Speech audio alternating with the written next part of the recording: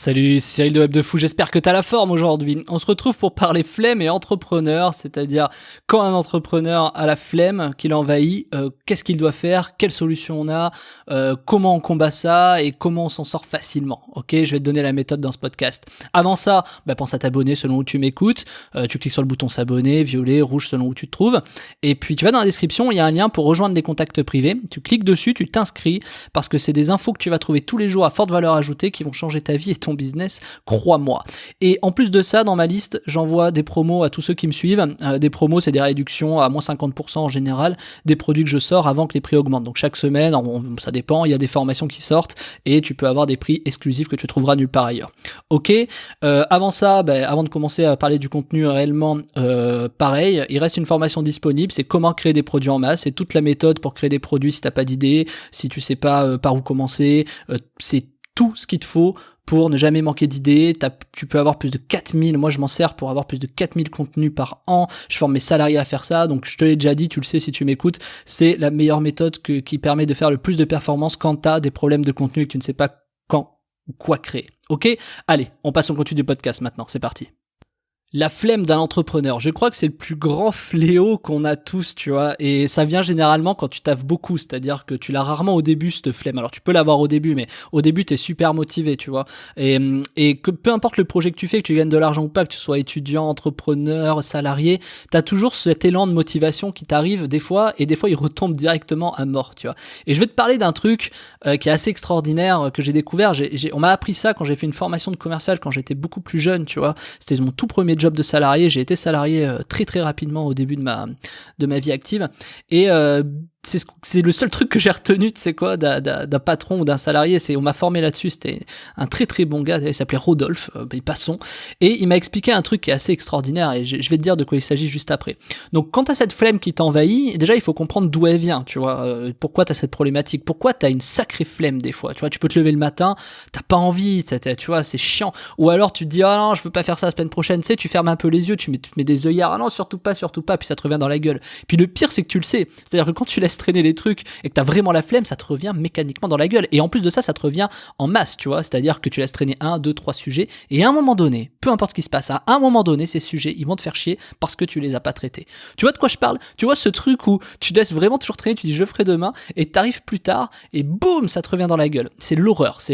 Alors, il y a des méthodes pour contrer ça, mais au-delà de ces méthodes, il faut déjà encore analyser d'où est-ce que ça vient, pourquoi t'as ça. Il y a plusieurs facteurs quand t'es entrepreneur. Alors ça dépend les profils, ce que je vais dire. Ça dépend si t'es créatif, si t'es plutôt technique, si t'es plutôt dans la vente, marketing pur, si t'es plutôt dans tout ce qui est livraison ou import-export, etc. Ça vient pas du même endroit. Mais globalement, la valeur commune, c'est celle-ci. T'es tellement à fond dans un projet, tu travailles tellement dans un projet, t'es tellement à balle dedans, t'es tellement motivé d'ailleurs, tu es vraiment tellement motivé que à un moment donné ça retombe. Tu sais, tu peux pas rester au top de la motivation H24, 7 jours sur 7, 365 jours par an, tu peux pas. Donc à un moment donné ça retombe. Donc déjà ce qu'il faut comprendre, c'est un peu le côté passionnel, tu vois. En général, les entrepreneurs / les créatifs surtout sont des gens qui sont très passionnels. Donc du coup quand ils sont passionnels, qu'est-ce qui se passe? Donc c'est super, tu vois, ils parlent avec passion, les gens, tout ce qu'ils entreprennent c'est avec passion, mais à un moment donné ça se retombe dessus en fait. Pourquoi? Parce que t'es tellement passionné pour un sujet, tellement passionné par un sujet et pour un sujet, que finalement quand t'arrives à entreprendre ce sujet, à un moment donné ça retombe, parce que tu sais, t'as checké ce côté plaisir et t'arrives un peu plus dans le côté process, prod, etc. et ça commence à te faire chier, tu vois. Je vais te donner un exemple, tu crées du contenu, t'es super content de créer tes premiers contenus, t'es là, ouais, machin, tout ça, et t'arrives pas à trouver cette motivation quotidienne pour continuer à le faire. Non, à un moment donné, tu tombes et tu dis, putain, mais c'est chiant, tu vois, il faut que je le fasse, il faut que je truc, mais même si tu fais du dropshipping, par exemple, tu sources des produits, et au bout d'un moment, mais t'en as marre de sourcer des produits, ouais, mais il y en aura peut-être un gagnant, tu vois. Donc il y a deux facteurs motivationnels qui font ce côté très impulsif, très passionnel, tu vois. Déjà, il y a ce côté un peu loto, déjà, faut comprendre ça. Le loto, c'est quoi le loto? Je sais pas, faudrait que j'appelle ça le loto, c'est plutôt le casino même, pardon, je dis loto, c'est casino. Le côté casino, c'est quoi? Moi, j'envoie des emails, je sais pas combien je vais faire, mais je sais que je vais faire de l'argent, et c'est un peu le sujet, c'est comment je vais faire pour faire plus d'argent. Si tu fais du dropshipping, ouais, t'as 10 produits, Tu vois? Et ouais, t'en as un qui va marcher, mais lequel? Tu ne sais pas. C'est le côté un peu casino. Tu sais qu'il y en a un qui va marcher, mais tu sais pas lequel. Dans l'affiliation, c'est quoi? C'est, je sais pas, si tu fais de la masseur, t'as 3-4 offres d'affiliation de contenu des autres, et tu sais qu'il y en a un qui va marcher, mais tu sais pas lequel. Et c'est toujours un peu ce truc-là, tu vois. Et quand t'en trouves un qui marche, tu te dis, ah, vas-y, j'ai envie d'en faire un nouveau. Et finalement, t'es toujours continuellement en train de jouer au casino dans le web, hein. Y a pas que dans le web d'ailleurs, mais t'es toujours continuellement en train de jouer au casino. Tu paries sur un de ces produits qui marche pas. Et je vais te dire, Pierre, si même il marche pas, eh ben, tu vas en trouver d'autres, que ce soit en dropshipping, dans l'affiliation, du SEO, c'est pareil. J'ai un domaine qui marche, lui décolle pas, Google m'a exposé celui-là, mais pas celui-là. Le SEO, c'est extraordinaire, c'est pire que du casino, c'est presque de l'aléatoire, enfin, c'est du casino, quoi. Mais tu vois, tu fais des domaines, et d'un coup ça tombe, et il y en a d'autres pour d'autres raisons, le même sujet, t'as fait le même truc, ça tombe pas. Et c'est assez extraordinaire ce côté casino, parce que ça te rend passionnel. Pour continuer sur le sujet, c'est pourquoi je te parle de passion. Parce que ça rend tellement passionnel qu'à un moment donné, t'as une forme d'épuisement qui commence à arriver, et tu la vois pas arriver, cet épuisement. En fait, tu le sens arriver, mais au début, tu prêtes pas attention. Et quand même, tu es dans cet épuisement de continuellement chercher des produits, de continuellement tester des offres dans l'affiliation, de continuellement acheter des domaines dans le SEO, de continuellement chercher des clients quand tu es infopreneur, ou de continuellement faire des produits quand tu es infopreneur, ou tu vois ce genre de truc. Au bout d'un moment, ça te lasse. Ça te lasse parce que tu as envie un peu de passer à autre chose, ou tu as envie de tout simplement avoir une méthode qui te permet de faire ça simple, tu vois. Et ça, d'ailleurs, peut-être que ça fera le sujet d'une formation plus tard. Mais passons. Ce sujet-là, quand t'es passionné, quand t'as vraiment passion là-dessus, il faut comprendre que t'as une courbe. T'as une courbe de la motivation et une courbe de l'effort. Ta courbe de la motivation, quand elle est au plus haute, tes résultats des efforts, elle est au plus bas quand tu commences, tu vois. Et en fait, je sais pas si t'as remarqué, c'est un peu le principe des commerciaux. Je vais te donner l'exemple avant de te parler du graphique que j'ai en tête. T'es un commercial. J'ai appris ça donc de Rodolphe. T'arrives, tu tapes à des portes. Tu tapes à des portes, t'en as 30 qui t'ouvrent pas, t'en as 20 qui t'ouvrent, t'en as 10 qui te reçoivent, t'en as 5 qui sont intéressés, t'en as un qui vend, ok? T'arrives à faire une vente. Donc le ratio, tu vois, le dégressif, le tunnel. Ça, super. Il faut comprendre qu'il faut quand même avoir tapé 30 portes. Quand tu passes ta première porte et quand tu passes ta dernière porte, déjà ta motivation c'est pas la même. À la première t'es chaud, c'est le matin, tu vois, t'es chaud, etc. Pense quand tu te lèves le matin et que t'as envie de faire tes produits, tu vois, t'es trop chaud le matin, puis au fur et à mesure de la journée ça se dégrade un peu des fois. Et ben c'est un peu pareil, le commercial il arrive, il tape aux portes, et en tapant aux portes, bah il se démotive un peu plus à chaque refus, tu vois. Si tout le monde disait oui, il serait super content, tu vois. C'est un peu comme cette histoire de casino finalement. Le commerce c'est vraiment beaucoup de casino, mais passons, casino maîtrisé quand même.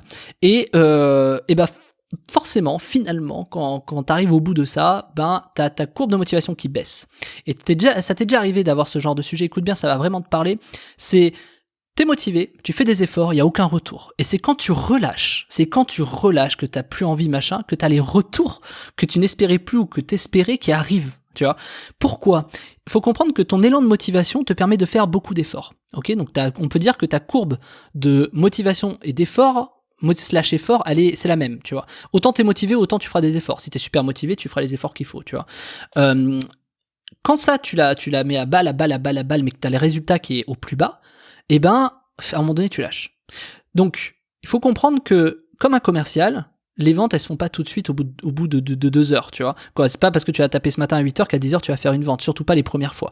Ce qu'il faut comprendre, c'est que ta motivation, elle va commencer à baisser parce que tes résultats sont pas là, mais qu'il ne faut surtout pas baisser ta courbe d'effort et de motivation parce que tu le vois pas, mais ta courbe de résultats, elle commence à progresser et à venir. Et en fait, la courbe, elle fait que se croiser. Imagine une grosse croix, tu vois, un croix, là, comme sur ta PlayStation. Imagine une grosse croix. Et ben, en haut à gauche de ta croix, c'est ta motivation qui est à balle et qui diminue parce que t'as pas de résultats. Et en bas à gauche, c'est la courbe des résultats qui monte. Et à un moment donné, ça se croise, tu vois. Et donc, tu te retrouves des fois où ta courbe de résultats, elle est en haut, et ta courbe de motivation, elle est tout en bas, tu vois. Et donc, qu'est-ce qui se passe? Et ben là, tu dis, cool, je fais des résultats, je vais me relancer dedans. Et vu que t'as relâché tes efforts avant, en relançant tes efforts, bah, tes résultats, ils rebaissent parce que tout l'effort que t'as pas fourni et que tout ce que t'as relâché, quoi, tu vois ce que je veux dire? Et ben, ta courbe de résultats, pendant ce temps-là, elle est montée, mais elle va pas continuer à un moment donné à monter, elle va redescendre parce que t'as relâché tes efforts. Donc en fait, le résultat, c'est quoi? C'est quoi la solution? C'est de continuellement garder ta courbe d'effort au maximum, parce que tes résultats vont venir les rejoindre. Et dès que tu lâches un peu ça, il faut que t'aies confiance en toi, il faut que t'aies confiance en ton produit, en ce que tu fais, il faut vraiment que t'aies confiance. C'est que plus tu laisses ton effort en haut, plus tu laisses ta motivation, plus tes résultats vont venir la rejoindre. Et dès que tu laisses ta motivation, forcément tes résultats vont continuer à monter, mais à un moment donné, ils vont redescendre parce que t'as baissé baisser ta motivation. Et donc il faut réussir à trouver cette croix, ce point du milieu où il faut fournir suffisamment d'efforts pour avoir des résultats, mais pas non plus être tout le temps à balle. Parce que si t'es tout le temps à balle, de toute façon tu ne tiendras pas au top de ta motivation tout le temps et ça va redescendre. Donc comme d'hab, moi je dis mon métier c'est l'arbitrage publicitaire, tu vois, mais là je te parle d'arbitrage même personnel. C'est tu dois arbitrer le fait qu'il faut que tu fournisses énormément d'efforts, pas assez mais pas trop non plus, pour te maintenir à un niveau où tes résultats soient au niveau de cette croix, tu vois. Ça sert à rien que tes résultats soient au top, parce que s'ils sont au top, ta motivation elle va baisser, ou elle sera déjà baissée, parce que mécaniquement, tu vois, c'est le principe de la motivation. Et si tu lâches ces efforts, tes résultats de toute façon ils ne monteront pas, ou alors ils vont montrer que de manière très temporaire, éphémère. Donc la solution c'est vraiment de garder ça en tête, tu vois. C'est vraiment de continuer continuellement à être motivé et à avoir des efforts. Ok ?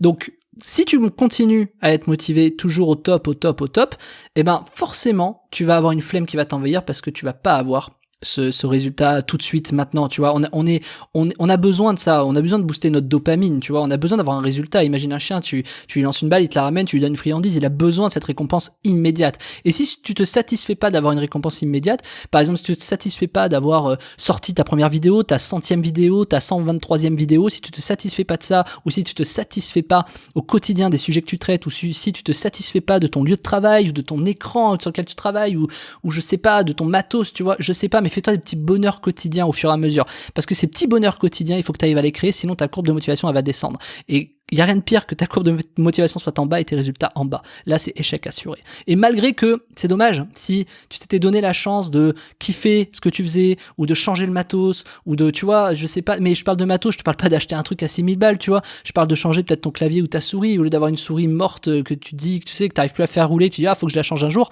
ben change-la et prends-en une un peu colorée, tu vois, qui te fait kiffer la couleur. J'en sais rien, mais il faut que tu te fasses des petits plaisirs au quotidien. Et je te parle pas forcément de consommer. Ton plaisir au quotidien, ça peut être de manger je sais pas moi, j'ai mangé du flocon d'avoine le matin, j'en sais rien. Moi, tu sais ce que c'est mon kiff le matin? Moi, je passe du temps avec ma fille, c'est-à-dire j'ai un petit rituel, je passe du temps sur le canapé ou si c'est pas sur le canapé, je me mets contre un mur, je joue avec elle et tout, ça me ressource, tu vois, ça me booste et j'ai envie de faire des podcasts derrière, ça peut paraître bête et pourtant c'est vrai, c'est-à-dire tu vois, c'est pas lié, mais voilà, parce que c'est un autre sujet dont on parle pas assez, c'est le fait de relâcher, tu vois. Il faut savoir relâcher, voilà, si tu bosses trop comme un enfoiré de 10 à 12 heures par jour, c'est pas de souci du temps, tu vois, sachant que tu dors 8 heures par jour, qu'il faut que seulement tu te laves, d'ailleurs si tu bosses 12 heures par jour, c'est pas sûr que tu te laves, mais il faut bouffer, etc., machin, et ben forcément, à un moment donné, t'as cette courbe qui descend, et voilà, et tu te sens pas bien. Il y a rien de pire que de bosser à fond, sans arrêt.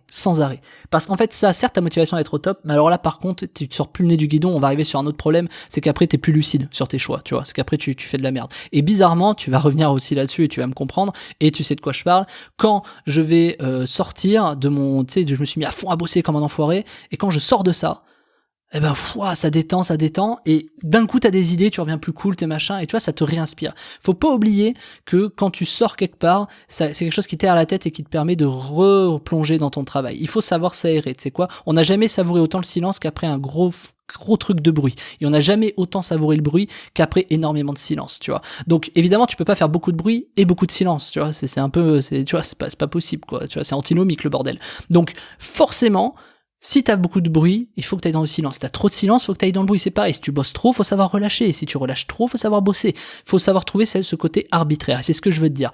Ta flemme, elle t'envahit parce que tu n'arbitres pas soit ton temps de travail, soit tes motivations, soit tes résultats, soit tes choix. Tu vois, quand t'as ta liste de tâches horrible, je déteste les listes de tâches, mais quand t'as une liste de tâches horrible à faire, eh ben, ouais, bah tu vois, t'as pas forcément envie. Bah ouais, tu l'as laissé s'accumuler, tu vois. Donc forcément, t'as la flemme et t'as pas envie, et tu vas trier, et tu vas te trouver, tu vas procrastiner, et on va arriver sur d'autres trucs. Et le pire, c'est que tu vas procrastiner, tu vas même, au lieu de sortir t'aérer la tête, tu vas procrastiner, tu vas regarder des trucs sur Facebook, sur YouTube, tu vas faire tout ce que tu veux, sauf bosser et t'aérer la tête. Et c'est ça le pire. Alors tu vas ingurgiter de l'information, à mort, comme t'es en train de faire là, t'ingurgites de l'information, mais en attendant, t'as pas bossé, ok? Alors, si t'as envie de bosser efficacement maintenant, tu t'arrêtes ce podcast, ok? Ou alors t'as une autre solution, si tu veux pas arrêter ce podcast, pour éviter de procrastiner, c'est trouver des sujets qui vont t'intéresser et créer des contenus en masse, et ouais j'y viens, c'est l'instant promo, et tu crées des contenus en masse pour pouvoir te reposer, tu vois. Si tu prends ta liste d'idées et que tu arrives à créer tes milliers de contenus, eh ben forcément derrière, t'as plus ça, tu vois. Et le matin, au lieu de chercher à quoi créer comme contenu, bah tu vas profiter de ta fille pour moi, en tout cas, ou de la tienne, ou de ton fils, ou tu vas t'aérer la tête, tu vas faire une balade, tu vas faire un truc, tu vas nager dans ta piscine, ou je sais pas, ou dans une piscine, ou dans de l'eau gelée, tu vois. Moi, je kiffe, hein, j'adore la méthode Wim Hof, mais c'est entre parenthèses.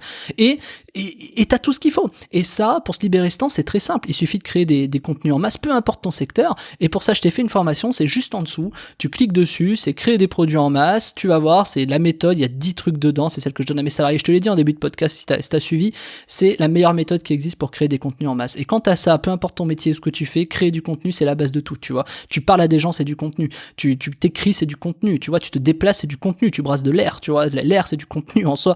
Tu vas voir, c'est une méthode qui est infaillible. Tu es obligé de créer énormément de contenu avec la méthode que je te propose. Et c'est en dessous de la vidéo. Et tu verras qu'avec ça, ta flemme, elle n'existera plus. Ta flemme, elle va disparaître parce que tu auras tellement de temps, tellement tu auras créé de contenu rapidement, tu auras tellement de temps que mécaniquement, tu vas pouvoir, quoi qu'il arrive, te libérer du temps et être cool. Par contre, il faudra pas procrastiner, ok? Alors, tu sors ta CB, tu cliques sur le lien en dessous, crée des produits en masse et tu me rejoins de l'autre côté. Ok, Martin? Sur ce, je te dis à demain pour un nouveau podcast.